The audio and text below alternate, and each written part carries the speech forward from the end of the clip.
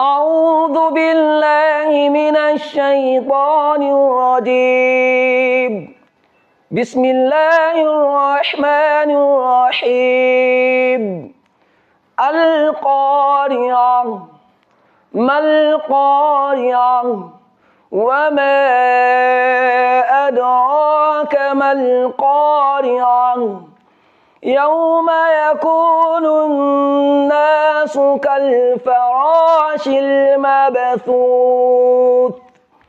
وتكون الجبال كالعهن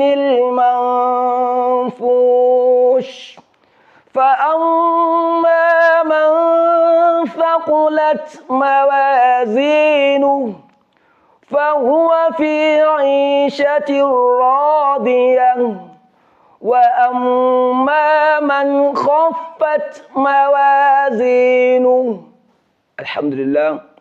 Kamar yadda ‘yan uwa kuke gani wannan karatu ne Alƙur'ani da muke gabatar da shi a TikTok da YouTube domin ‘yan uwa ɗalibai masu buƙatar karatun Alƙur'ani da kuma sanin baƙinsa su amfana, kuma wanda muke fatan ‘yan uwa ku taya mu da addu'a da neman dacewa a cikin wannan niyya tamu.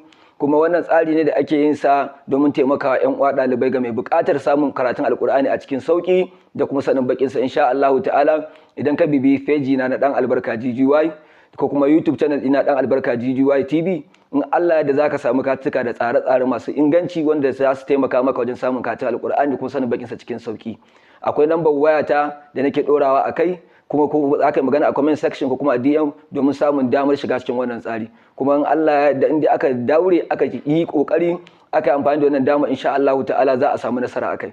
Abin da muke fata da gare ku, akwai ƴan uwa da suke buƙatar addu'a da fatan alkhairi. Allah ka taimaka wa kowa, Allah ka faranta wa kowa, ka biya wa kowa buƙatunsa na alkhairi, Allah ka saka wa kowa da alkhairi, Allah ka faranta wa kowa albarkacin Annabi Muhammad sallallahu alaihi wasallam. Allah muna roƙonka ka kalle mu da rahamarka, kai mana afwa, kai mana sutura da'ima dan Annabi Muhammadu. Wassalamu alaikum wa rahmatullahi ta'ala barakatuh.